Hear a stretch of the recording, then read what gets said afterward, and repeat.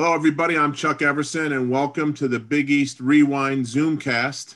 My co-hosts today are Big East superfan Daryl Gurney and Sonny Spera from Syracuse University. And today, our very special guest, we're very excited to have him here with us, is one of the best color commentators in the game today, the Hall of Famer, the guy with the onions, Mr. Billy. It was great to see you. Good to see you, my friend. How are you? I'm doing great, Chuck. Thank you. Of course, how does Sonny fit in this? They're not in the Big East anymore. You know what? Sonny and I have a long history. When I visited Syracuse, Sonny was my host, right? Sean Kearns, and thanks to the fine job that Sonny did with me at Syracuse, I wound up going to Villanova, and we've remained friends ever since. I thought it was Boeheim's warm personality that drove you to Villanova. Yeah, that was part of it. Good to see you too, Sonny. I enjoyed watching you play. That's how far back I go. It's crazy. Good to, you have to have some memory to remember my playing days. Having been the first 2 years of the league, fortunately, Seton Hall was asked to come in after a couple of people turned them down, really. But to get to know that group, I don't want to say animosity, but the deep feelings against Georgetown by Syracuse and vice versa. It was funny as the years go on to see those two guys become pals, which is extraordinary. Right. Jimmy felt that John got every call, which he may have, but and then of course Rolly and Louis, God bless Louis. I think Louis 96 and still with us. Yeah. And of course Rolly passed away, and we got to know him. I knew him since he was a high school coach, but living down in Florida and being in his company, was a nice special way. Not for him to leave us, but to get to know him a lot better. But, the Calhouns of the world came in a little later, and through television, I got to know them as well. And, just amazing one-name league in those years. The players were one names, whether it was Louis and Bowie before you or Chris or Patrick. Right. Everybody had first. And the coaches were the same. Two Jimmys or Rolly, Louis. I mean, it was like just an amazing era to be somewhat a part of, and I was smart enough to get out early enough to survive, because I don't think we could have handled those teams on a consistent basis for a long time. So, were you at one time when you were coaching at Seton Hall? Were you the president of the Coaches Association in the Big East at one time?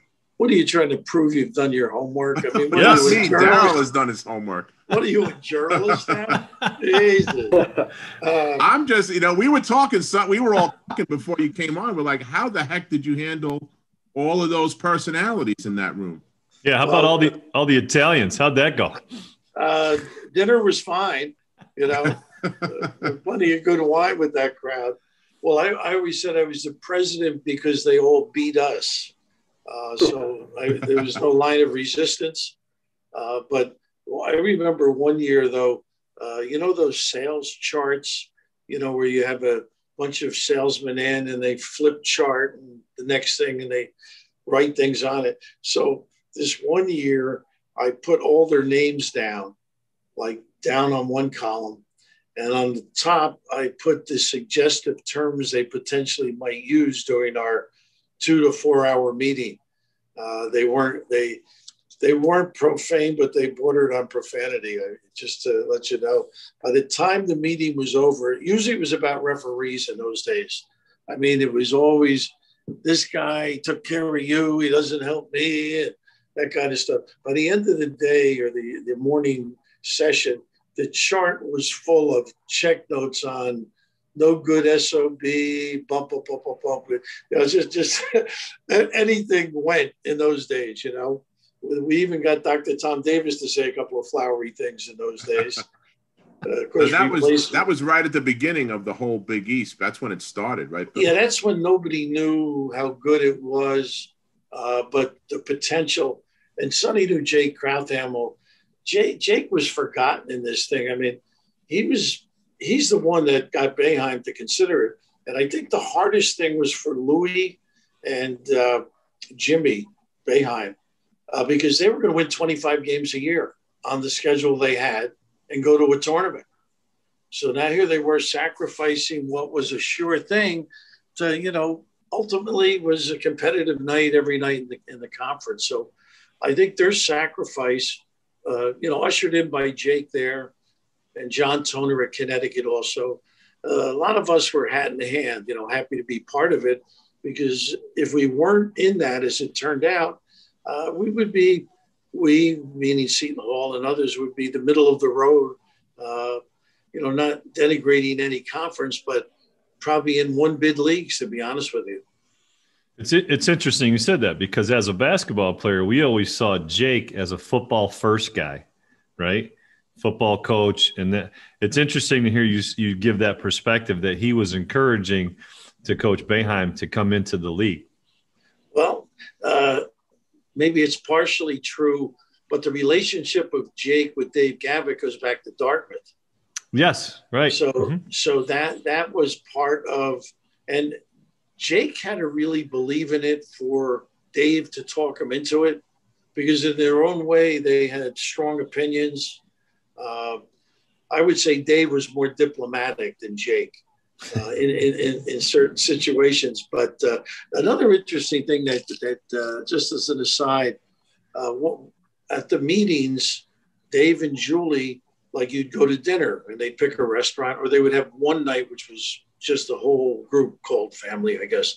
But we go to a restaurant and you could never sit with like 4 coaches. It had to be one of the ADs or 2 of them at your table. And that was like a part of the genius of Gavitt, where we go into Syracuse and Jake was now our friend. Like we'd have a conversation, talk about family, and the same thing at each of these institutions. And it really made it, you know, comfortable and soothing. And you really developed a care for that particular guy and their university as well. Chuck mentioned it last time we talked about this, because that was one of the things that we thought the Big East separated from other conferences. We had the luncheon before the Big East tournament, and all the players mixed at all the different tables. Were you part of that too, Coach? We couldn't afford lunch the first 2 years of the league, you know. But I think that was part of the overall attitude, that all of us were individual institutions striving every year, and that Dave and others, I should say, because you leave somebody out, Dave Duffy, who many of you may know, both of you may know, but Dave was the marketing genius in the Big East. Duffy and Shanley in Providence, and he had been an aide to Governor Rockefeller when he ran for president. And Dave's still with us, and a brilliant guy. And he, hand in hand with Mike Tranghese and Dave, decided, look, we can really develop what they have in the ACC. I'll use that as a good example, where we play those teams and we compete with them. And you know, from Syracuse, you did that as well. And Villanova did years ago, used to play West Virginia when West Virginia, not that they're not bad now, but you played all those teams. And unfortunately, a lot of the times you had to go to their building. But fortunately, with mutuals, you know, sites like the Garden, we could all play those heavyweights. And their philosophy was, we're as good as anybody, but we just don't have the media behind us, or we don't have the marketing expertise. And I think that's what made the league go, the administrative end of things, as well as the great players that they were able to entice to the different universities.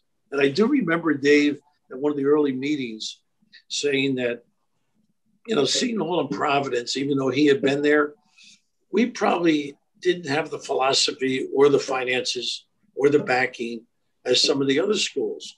And Dave said his ambition was someday every school gets to the point that they can get to a Final Four. So, of course, I was smart enough to get out early, and I didn't make it, or our team didn't. But in '87, Pitino makes it. And they were, you know, Providence was an afterthought prior. And then, of course, 2 years later, doesn't PJ get to the Final Four? And Dave, he just had a creative mind and understanding. If everybody bought in and did the right thing for your program, you'd have a chance to excel in this conference. And he was right. It turned out, particularly for those two teams, because the rest of them sort of had a little bit of a history at that point, without getting into the Villanovas and Georgetowns of '85, et cetera, and of course the Qs, but and of course Connecticut then, took the high road pretty good a few years later. So I just think all of their understanding of what it would take to be successful, it influenced the different ADs and coaches and programs. He did, good point. Sounds like he did a lot of little things to keep everybody together, like much the way we just talked about with the coaches having the meetings and with the ADs and stuff. Right. And Sonny mentioned the luncheons. You have a bond as a player with guys that played on other teams. Like through the advent of Facebook and some of these other things and social media, you get to talk to some of the guys that you played against, which is kind of how this whole thing that we're doing came about. The old story, swapping stories with guys from Pittsburgh or St. John's or Syracuse, Georgetown, etc. That all came from the camaraderie of sitting around the lunch table at the Big East tournament the day before the tournament started. And then, once the lights went on at the Garden, all bets were off at that point. Well, in the early 80s, of course, you guys were part of it. There were some incidents here and there. Some exciting moments, to say the least. Is that how you put it? Yeah. A couple of, Friday night at the fights kind of thing at Madison Square Garden. But I just think as the years went on, there was a natural affection and rooting for the other team when they would play against other teams.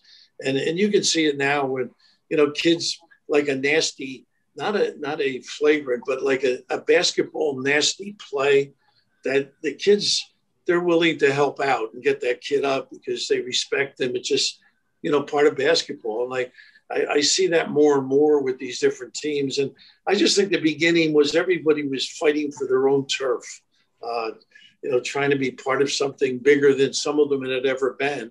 And I think it just led to some emotional situations. The officials in those days, I mean, they had their hands full, as you well know. A lot of them didn't know their first name. Timmy Higgins he didn't realize his first name. He thought it was something dirty that they hollered out, something so-and-so Higgins or whoever, But, he officiated for how many years? Oh, he did. He did. And it took guys like that to deal with the, I guess, the spirit and emotion on the sideline of the coaches and the venom that came out, fighting for their lives. And they were able to cope with it and, keep the ship afloat, so to speak. But I do have, there's many stories, but one I can recall with Rolly and Louie are playing one another at Villanova. And I think it's after Chuck's group, after the championship group. And Rolly and Louie used to wanted to win 2-1. Neither one of them wanted to shoot the ball or make a mistake. They'd be happy if they beat you 2-1. So it's one of those rock fights. And I'm looking over, and all of a sudden, Louie and Rolly are at half court jawing at one another. And they were great pals. So I'm like, I'm not even watching the game. It's going back and forth. I think Chuck may have heard this story. And anyhow, I find out after the game, Al Balbo was on the bench for St. John's, and Rolly hadn't been kissing his ring. Al had a great influence on Bob Knight, Mike Krzyzewski, all of us that coached. Great, brilliant, particularly on the defensive end. Well, Rolly hadn't been kissing his ring, so there was a block charge call, and Rolly stood up and he said to Louie, like, I'm sorry. Like it went for Villanova and it was a bad call. And Louie turns with his bad hearing and says to Al, what did he say? And this is all later I found that he said, he called you a hot dog. So now up jumps Louie. I'm no hot dog. What are you calling me a hot dog for? But those were the spirited sidelines, even with good friends. Well, speaking of spirited coaches, Bill, I saw some stuff when you were coaching at Seton Hall and when you I guess you came through Fairleigh Dickinson to get to Seton, right? Right. And you had quite the wardrobe. You were, to me, you looked like a combination of Coach Mass and Jay Wright. You had all the suits. Oh. They always wound up on the floor with your shirt out and your hair going Wow. wild. Is that accurate? Well, they'd both be offended by that comment, I'm sure. You know, in fact, I guess Jay's tailor. I just saw he did pass away. But, yeah, Gabe. Yep. Rolly liked one of Jay's shirts. This is the last couple of years, and Jay said, "We'll go over and get one or two." And he went over and he got like 7 or 8 of these tailored shirts. Rolly used to ask for the order, pass him the envelope. Yeah, it was just everybody liked to get dressed up. You know, mine were a little outlandish. I think I could have been the night waiter at Sardi's, I guess, but it was part of the profession. You know, you were representing the school and your team, and it was part of it. In those days, I mean, I can't imagine. I know what Rolly made. I know what I made. You were doing it because you really liked it. I mean, you know, the fellas that benefited from it were later in terms of finances, but they loved it too and worked their way into those jobs. And I think that's what we have and have had consistently in the Big East, where guys really wanted to coach, and the numbers were unimportant. And of course, because of their success, the numbers increased. Plus, the TV contracts have increased. Coach, we got to get a little bit of your history, because in learning some of this, I was fascinated. 3-sport all-state in high school, in soccer, baseball, and basketball. And you were the New Jersey leading scorer for 20 years, I believe. I'm not sure. 25, right? So you had quite an accomplished career, right? Well, and you had at one point, I did my research too, but at one point we saw you won 12 baseball games pitching in a row, which means you probably hadn't lost one in a long time. Well, maybe 12 in my lifetime, I guess. But, you know, I went to a little Catholic school. There were 300 girls and 100 boys. Oh, nice. And I couldn't get a date, even with those numbers. But in those days, and I'm sure with your children, they're forced to decide on a sport, whereas we had a delineation of seasons. So, you know, we had soccer would start in the fall, and a lot in our little town was big Scotch-Irish town. In fact, we had later on, like in the early 90s in the World Cup, we had 3 kids, Harks, Mayola, and Ramos, on the World Cup team, all from our town. So you had to play soccer. You weren't considered an athlete, basically. Oh, wow. And baseball was big. And basketball, we benefited by Hudson County, which we were from, but by going over to Jersey City and getting our heads handed to us, or going to Essex County and Newark and East Orange and, you know, playing up really. So that took care of that. But I do have a cute story. We played Al Downing. How many guys remember that name? He threw the pitch to Hank Aaron, right? Hank Aaron, 755. Well, the two biggest hits of Al Downing were by Hank Aaron and myself. They weren't the biggest moment, or mine wasn't the biggest moment, but we played Trenton Babe Ruth League team for the state championship. And I think it was Idaho the winner would go to. Now, being from Kearney, Idaho seemed like another world, obviously. So Al Downing, we lost 2-1. And Al Downing threw a curveball, which we used to call a drop, that was like Sandy Koufax's. Like, we knew playing this guy, like, we're never going to make the major leagues, basically. But the hit I got, I hit it off the top of the bat, and it went towards first base. And the spin as he ran over took the ball towards third base. And I beat it out. And the one run was like a sacrifice, bunt, errant pitch. And also I'm on third of sacrifice. That's how we got the one run. We never got another hit. So, God bless Hank Aaron, who obviously had a storied career. I hate to put my name in that class, but the two biggest hits ever against Al Downey. Wow. There you go. Sonny brings that up because he was also a pitcher. And are you? Shortstop too, right, son? Yep. Same as you, coach. When I went to LaSalle, Sonny, I played baseball, a little bit the first year, you were ineligible. Anyhow, the first game they let me pitch, and, Big Five baseball was pretty good. Villanova was really good. And anyhow, I think it's Swarthmore, and he let me start, and I walked the first three guys, and I hit the fourth hitter, in the head. And that was the end of my baseball career. So I sort of stuck to basketball after that.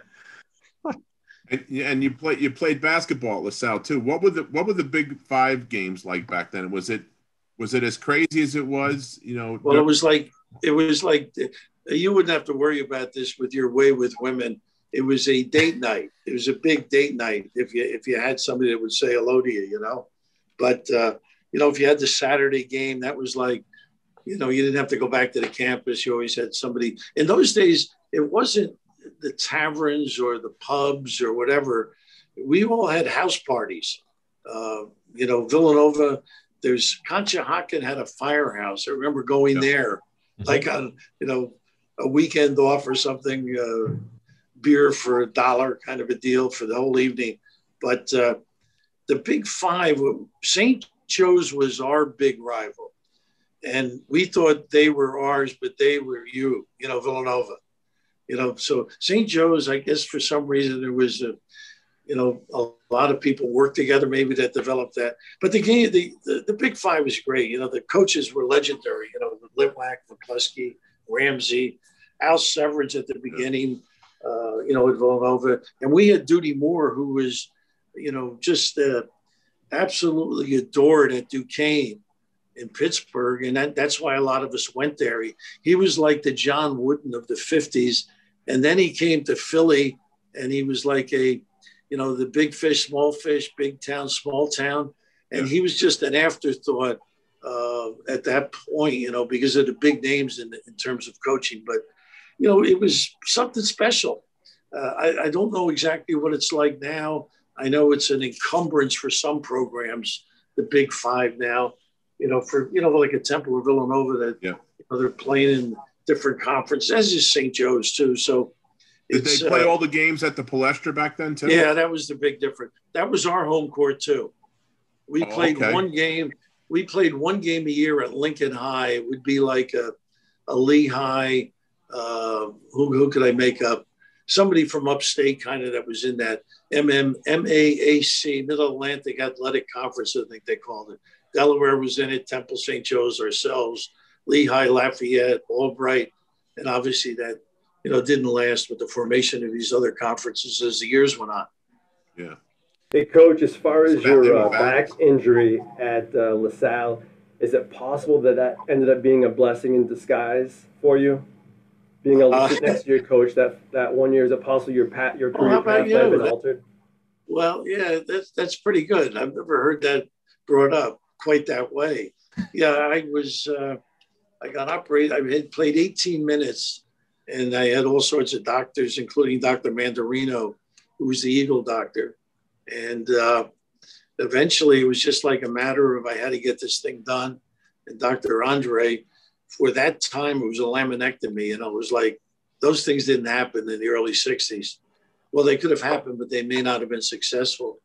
So I sat there, and it was late. Just things were crazy. Let's put it that way on our team.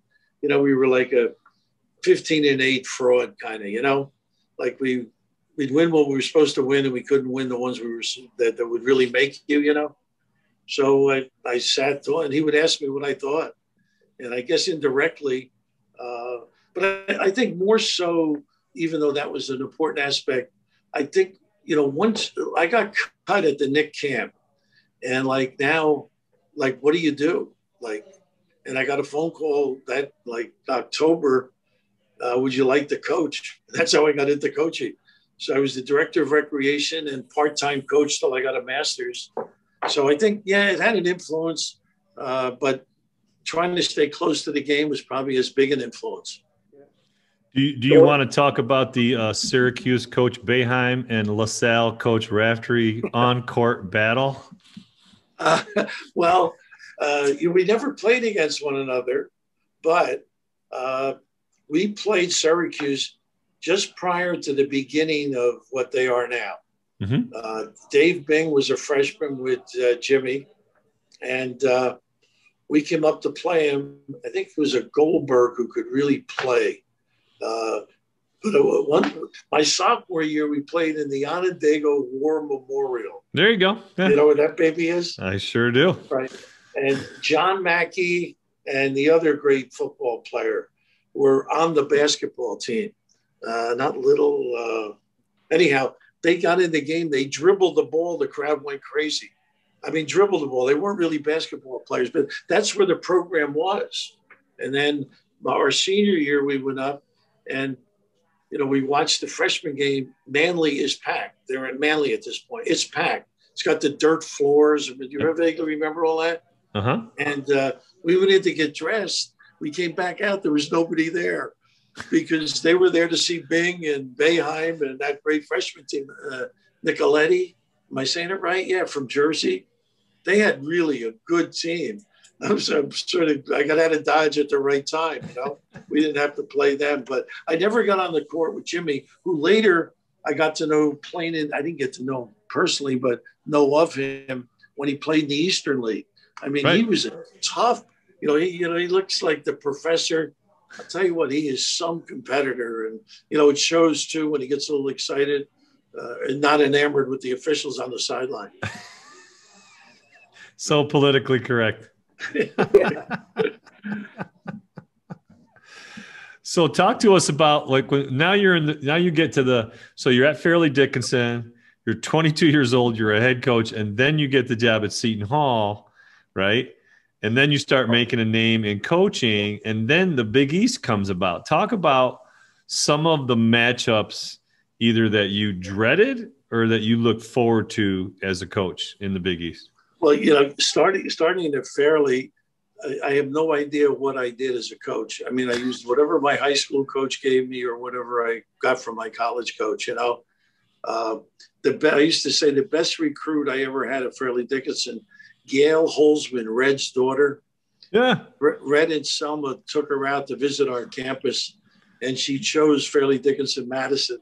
And I said, it's the best recruit I ever had, but you can't help me win any games, But the Seton Hall days were the local. When I started, St. Peter's was a big rival because they were better than we were. Mm-hmm. They'd beaten Duke in the NIT by 30 points, believe it or not. Rinaldi was the leading scorer in the country in the early 70s. The Bullets, now the Wizards drafted him, and slowly, it became those different Catholics. St. John's, obviously, and Villanova. Sort of an aside, and Chuck knows this story. Villanova played Seton Hall for 75 straight years. And Rolly and I got into a few discussions at different in different buildings, whereas the ADs met in New Brunswick and they decided we have to cancel the series. So the two of us forced the cancellation of 75 years of history, But interestingly, with Gavitt, they went then to the Atlantic, I know what they call it. Oh my God, Penn State was in it. Atlantic 10. I can't come up with it. One of those leagues that was formed. And we end up, they came into the Big East the second year. They were not a charter member of Villanova. So now I'm the president, and Dave says, Villanova's in the league. I want you to introduce Rolly Massimino to the group here. So normally you give it a big thing, Rolly Massimino with a great success and, accomplished coach, and wherever he's gone, he's won. You do the whole thing to these 7 to 10 guys. So I was still mad at Rolly. I said, Villanova's in the league.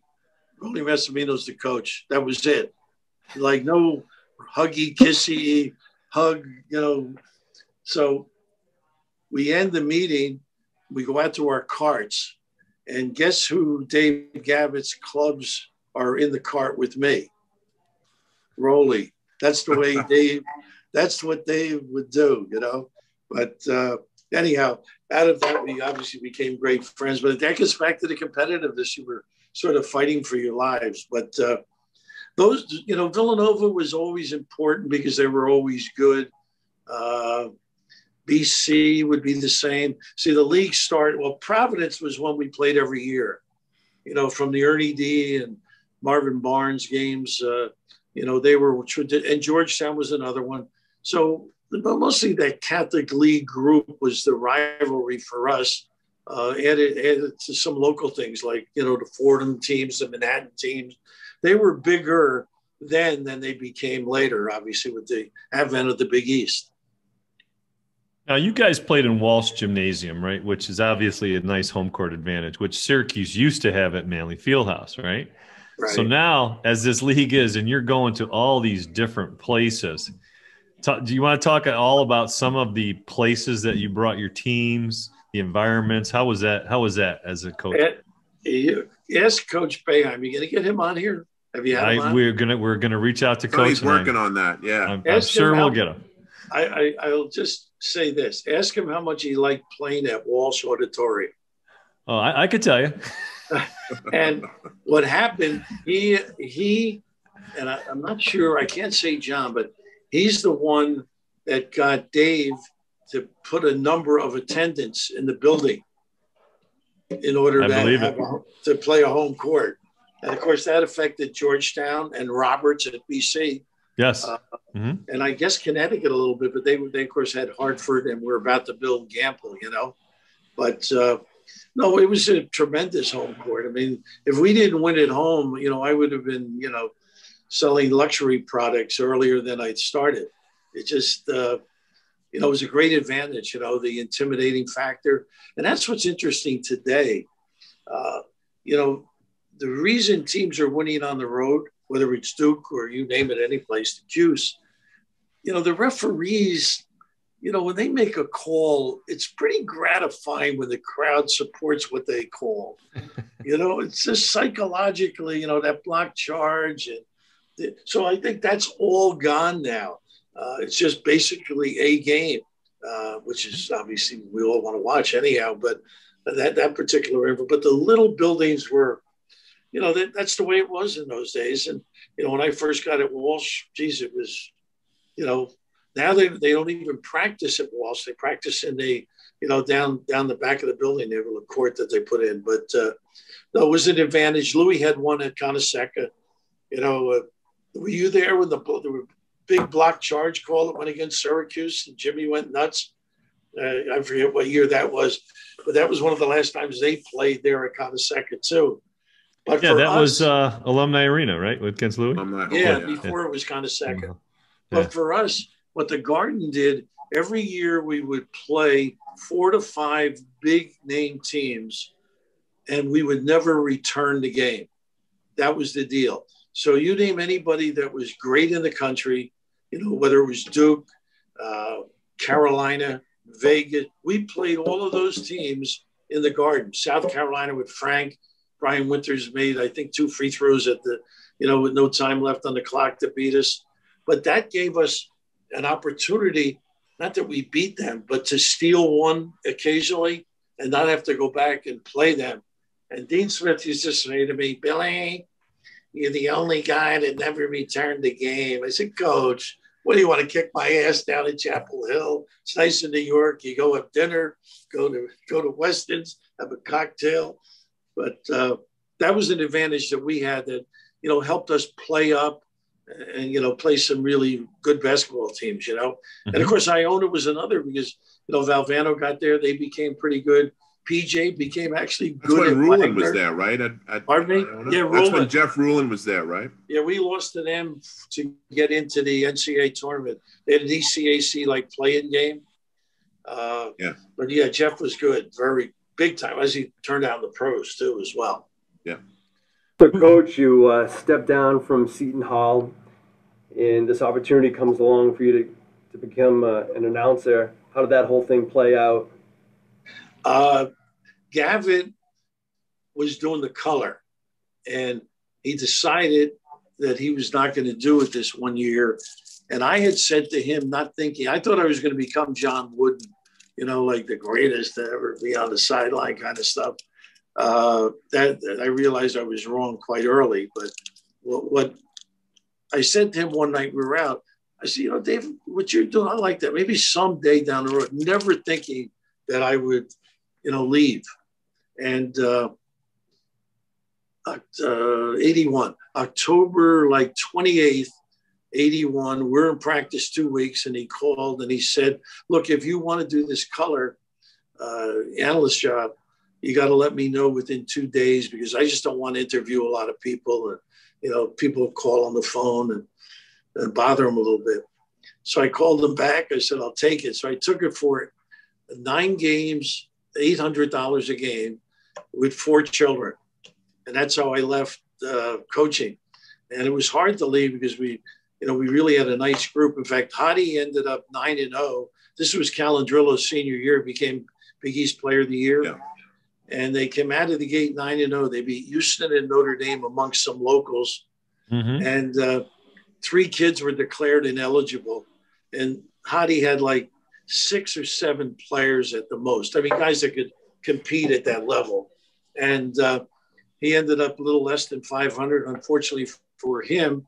And fortunately for PJ, that's how PJ ended up getting the job. But it was, I loved every moment of it, I must admit. It was, the first year was hard not going to a gym or not, preparing for a season. And but quickly, you sort of fall in love with doing the job and evaluating teams and preparing for, different philosophies and different guys. And it just became something that kept me close to the game and, hopefully kept me young as well.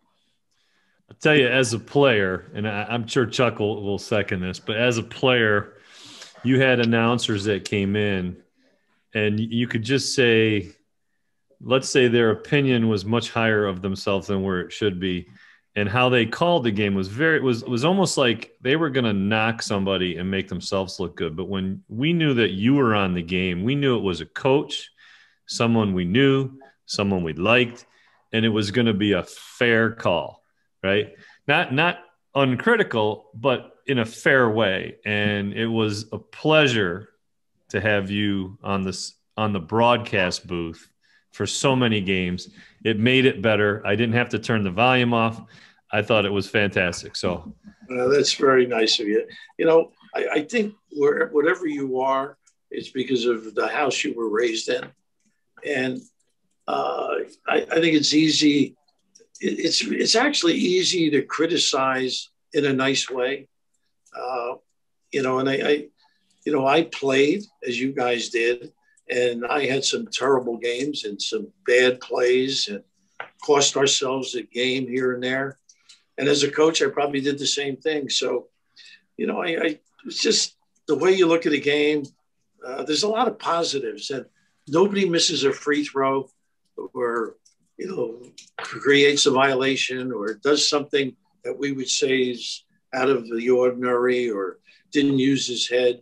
And it's like a small part of the game. So you just move on. And these kids are giving everything they have. So, ridicule is a form of ignorance, I think. So just try to enjoy what they do, That's perfect. I tell you what, Coach, I can watch a Little Sisters of the Poor game as long as you and Gus Johnson are calling the game. It's with the two of you guys. Talk about the preparation for a game, because our mutual friend Mark Plansky, who does some it was very good. ESPN, he's pretty good, and I've seen him, go on the road and talk with coaches at practice and get to know them. But there's more than that. I mean, a lot of people at home think you guys just get to the game or nowadays your living room and sit down, watch the game and just talk about what you see. But there's much, much more that goes into that, including game films and talking with coaches and players, right?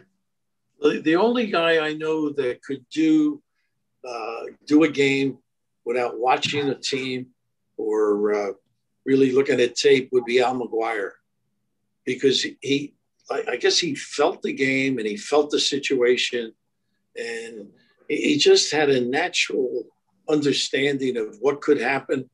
But, now it's like to really be part of it. Like I sit here, and those are some notes that on each team that very few of them make the broadcast.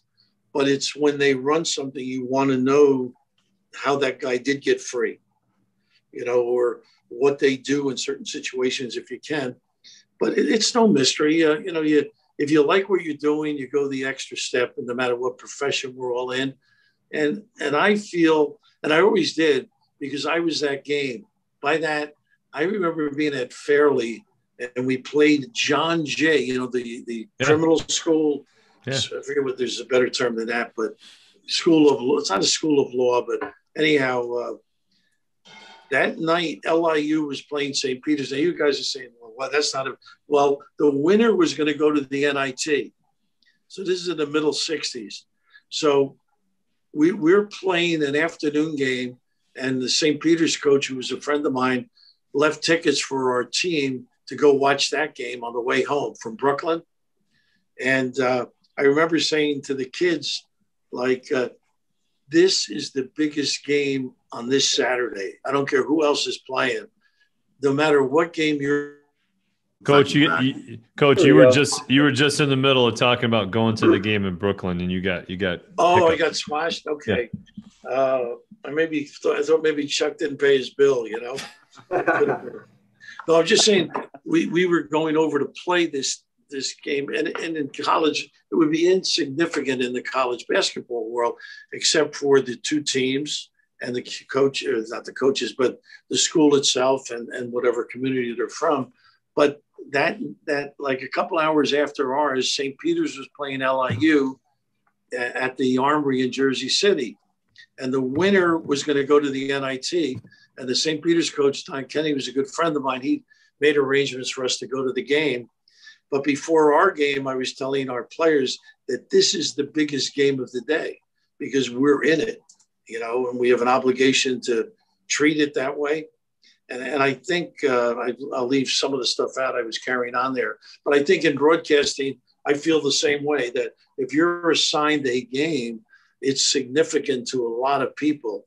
And you have a responsibility to prepare and treat it as such. And I think all the guys in it really do. I mean, you don't last long if you don't do that. So you're going from, so let's just take that transition. So you're preparing as a coach, right? So you're preparing to play Syracuse, you're preparing to play Villanova, St. John's, Georgetown. Now you're an analyst of the game. What changed in the perspective? Like when you started that, did you look back and say, oh my goodness, I really missed some of the things that Georgetown does, or I really missed some of the key things that, that Dr. Davis is running at Boston College? What did you, what was a big reflection of, wow, this is what I saw? Well, did you have film of every game at Syracuse? No. Probably different ones, maybe a couple. Very few. That's probably the biggest difference right there. You get a couple a year and you look at them. Now I have every game in my living room or dining room or wherever I want to sit. And it's, I'm doing it. And in a lot of cases, although we were permitted to scout, which I did a lot of too, I enjoyed going to see the opponent. Your assistant or somebody else looked at and then translated to you. This is more hands-on and direct. I will say this, though. The one great thing about going to all these arenas and, seeing coaches work, you really say, you know what, I didn't do as good a job as I could have. I'm so impressed with the detail of these people, the skill improvement that they have now that, they've got all summer now. I mean, the kids now live at Syracuse or Villanova. And in many instances, it's for some, it's a really great time academically. It's a great time to grow as a basketball player. It's a great time to stay out of trouble too, because you're not going home and seeing some of your pals and maybe doing some things you shouldn't be doing. But I'm just overly amazed at how good the coaching is and how kids respond to it too. They're sponges now. I sometimes wonder, even as a player, I listened, but that I really understand what my coach was doing, or in coaching sense, maybe I could have gotten the players to better understand what they could do. But I think that's the gradual progress in every profession, where things get better and you learn more and you're able to expand your horizons. The thing for me, mostly these next 3 weeks, are teams that we don't do. Like I try and have, Wofford, Winthrop, Drake, Loyola, because once we get into the tournament, like you got 3 days to prepare for 8 teams, and you might only know 2 or 3 of them. So you got to have like a little background or insight into them. So it's all, I wish I were as good a student or as prepared academically. I could have become a dentist or something of that high ilk. There you go, son. There you go. Talk to us about, how did you come up? How did all the expressions, all the famous sayings, the onions, the kiss off the glass, the tin, was that just something that happened during the game? Is that something you thought about, or? Not really. I think it's just bad living, bad habits, late at night in the wrong spot. Listen, I've been with you. You do all right, Bill. I've been with you a few nights. I think the characters you meet in your lifetime are an influence. But no, I don't write anything down. It just sort of pops out. And, hopefully it works, it fits. A lot of it is to be succinct, like the man-to-man. Be the beginning of the game, and of course I'm always killing Boeheim on it. Syracuse starts with a 2-3 zone with minimum principles. So that was just something, a little twist on it. But no, just stuff that natural environment that you're raised in or you travel in, and hopefully it works. So again, a lot of it is to describe something and get out of the way.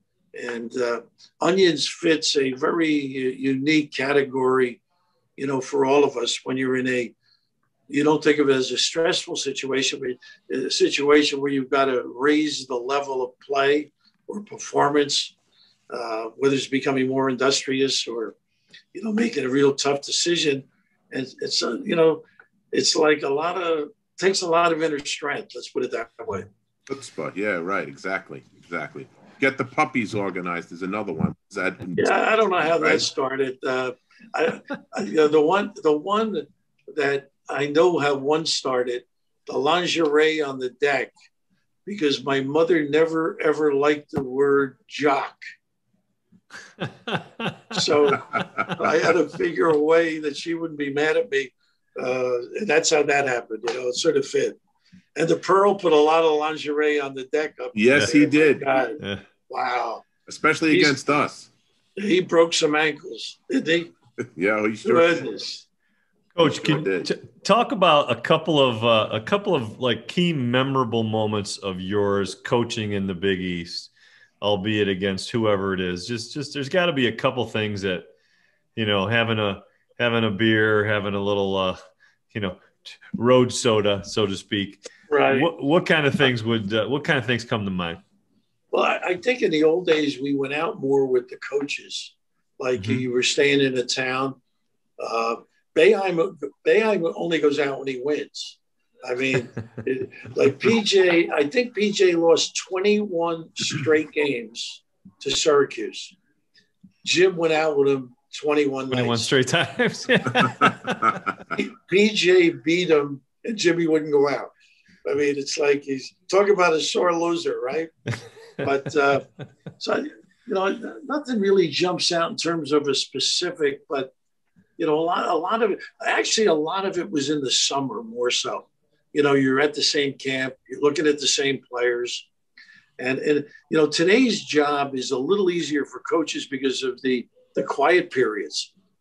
I can remember, Rowley was as industrious as anybody. You had to go to that summer league game if you thought you might have a shot with that kid. And you'd have to drive from one summer league game to another to stay on top of it. Now, of course, it's crazy now, but with all these AAU things and, domicile teams in Vegas, it's like a three-day, like really get out and work at it. But now they actually have a family life where they have a month at home or they're restricted to the campus. And it's good for them, I think. And, they think it's a money saving thing, which I'm sure it is, but I think it's a healthy thing too. A little more balance in everybody's life. Yeah, exactly. You can have your family and the other thing too, like these guys, their families are all involved in it. It seems, whether it's bringing the recruits over to the house or the team meetings, a lot of them have them in their homes now.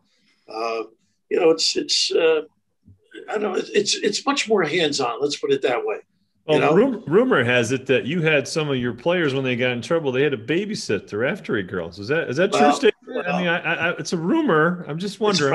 It's probably an NCAA violation, but the amount of money I probably gave them was minimal. Some of the kids needed a free meal more than anything, and some were a little further from home, so they didn't get a chance to enjoy a little bit of a home life. But some of them, if I gave them a check, I told them don't cash it till the first of the month. I was paid with those rosary beads and the Venus. There wasn't a whole lot of cash floating around. But Coach, just kind of looking back over the course of your career, even going back to high school, can you really at this point in your life appreciate everything you've accomplished on and off the court? And can you also appreciate being a parent, how proud your mom and dad must have been of you back in your high school days when you're winning all those awards? Well, you guys are very nice. I wish you'd beat me up a little bit. I've always been one to move on, kind of, it was a thrill.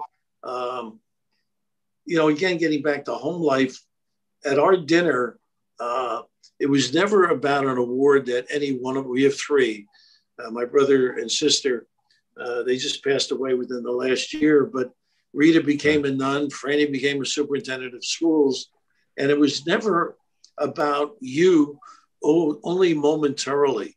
If, you had some accolade that was brought up to the house, it was next, what happened to you today? How was school? So it was like a very adult, intelligent approach to making sure you didn't become a nitwit. And I think it was as healthy an environment as it could be. And we all have seen guys who sort of get a little bit carried away with their self-importance, no matter what profession you're in. And it's just not the way it should be. And if people look at me that way, it's strictly because of the home life. You walk the walk, Coach. You have humility just oozing out of your pores. It's a pleasure. I don't know about that. Oh, yes. Come on. Check with my wife. Last question, Coach, and we'll wrap this up. What was some of the biggest moments for you behind the microphone? You talked about when you were coaching, but what about behind the microphone? Obviously, the senditinjerome really built you up a little bit. What are some of the other ones that people may not know? Wow. Well, one that's sort of funny is the first game I did for the Big East. It wasn't the Big East Network, it was ESPN, but it was at Walsh, and Danny Calandrillo hit a jumper to beat Providence at the buzzer, and he ran over and kissed me on the lips. And I said later, Danny, you know what that means in the mob? I'm history, kiss me on the cheek. But that was a great remembrance because it was probably the first game that we did. But like all the Big East finals, in the old days, we used to do them. I guess the 6 overtime game was something that I just don't see that all the time. Amazing response by these players and the fatigue. Like I forget the kids now, but they had a couple of subs in at Syracuse and their head was down. Their arms they were totally exhausted. So that was a special thrill. And, the nice thing about being around a while, I did a lot of Final Fours, like I would say 10 or 11 on radio, and the last 6 on TV, and like just to see the emotion and how important it is to get there, and then the heartbreak for kids when they happen to lose it, because that heartache stays for a lifetime. And then, you know, Chuck, you were fortunate enough, and, you know, Sonny, following his Syracuse team, they won it in the early 2000s. It's just something that you can't describe to people to be a part of it, no matter what contribution you made. So, you know, the NCAA tournaments sort of lift your game. The Big East sort of lifts your game. You know, the Ray Allen field goal. We had a couple where St. John's had a couple of buzzer beaters. You know, the number 1 versus 2, Georgetown, St. John's in '85. And I think one of the biggest thrills, I wasn't announcing the game, was the 3 teams to the Big East got to the Final Four in '85.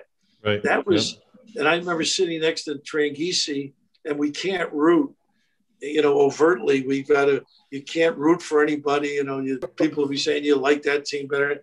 But just to see those 3 teams get there with Memphis was, it was an accomplishment that Dave wanted. And probably we thought he was nuts in '78, '79, saying that this is what our goal is. You know, we want to become the best conference in the country. And, you know, they did. I mean, they had a run that was incredible. And now you know, the new league is working its way. And thanks to Villanova, got instant recognition with 2 championships. And these teams are just tough outs no matter who they play. So, you know, it's still a continuing work in progress, but at an extremely high level. And, you know, it lays at the feet of Dave to get all these guys to buy in and give them all a start. And, you know, it's just been a wonderful road for all of us to be part of. Well, with that, I think that's a perfect way to wrap it up. Thank you so very much for taking the time out to hang with us a little bit. It felt like we were just sitting around shooting the breeze with you. It was really great, and I really, really appreciate you coming out and talking with us today. Well, you guys made that league special. You're a big part of it, and you know, I'm glad Chuck told me about your success and the nice things you do, Sonny. So both of you got a lot more out of the basketball, but it was probably the basis of your success, though. You know, the competitiveness and teamwork and being a part of something big. Coach, where are you in New Jersey now? Are you in Kearney now? No, Florham Park. Florham Park. Okay, I got relatives down there. Oh, do you? Yeah, my wife's side. We raised the kids in West Orange, and we're actually Florida residents. But because of the crazy TV deal, the dining room, I think I told Chuck this on the phone the other day, the dining room is like a studio. And I told my wife, it's really nice we're finally using the dining room for something constructive, because we haven't had a meal there in like 30 years. So so that midweek Fox has me there. Like tomorrow I've got UConn Providence here. And then the weekend I've got Villanova's game with UConn also. I'm brain dead. I'm pretty sure it is UConn. And UConn. Then I've got Michigan, Ohio State on Sunday. CBS has a studio up by the Meadowlands, Clifton. So we haven't gone to Florida, although we're hoping to go next week for a few days, you know? Yeah. Right now would be a great time, don't you think? Oh, my God. You know, I'll leave you with this. I was making travel plans for next week going to Florida. And the gal I was talking to with CBS, she was saying they have a skeleton crew in Wisconsin, the game we did yesterday. And some are still in Wisconsin, and half of the crew is in Chicago with all the weather in the Midwest. I'm going, oh my God, what a break being in the studio for the weekend. So they've eliminated those woes of travel. But by the way, it isn't the same, because you don't get a chance to talk to players, coaches. I mean, you talk to them, but not at a practice, you know, where they either empty their soul or, you know, share some insights that maybe, you know, enhance the broadcast. But the gym is still a sacred place, Coach. It's still a sacred place. Yeah, it is. Well, it's been good. It sounds like it's been good to all of us. So, Amen. I'm sure these kids are enjoying it too. Yep. Well, thanks, Coach. All right, fellas. Thank Good you. luck. Guys. Talk to you. Appreciate Hope it. to see you at one point, guys. Nick, Yep. thank you too. Thanks again, Bill. Take You've care. been listening to the Big East Rewind Zoomcast with Daryl Gurney, Sonny Spera, and myself, Chuck Everson. The Big East Rewind Zoomcast was produced by Nick Corus. Thank you very much for watching. Have a great day. Take care, guys. Thanks, guys. Peace. Thanks, See you Coach. soon. Thanks, Bye-bye, Coach. son. Take care. Bye-bye. All right. See you later.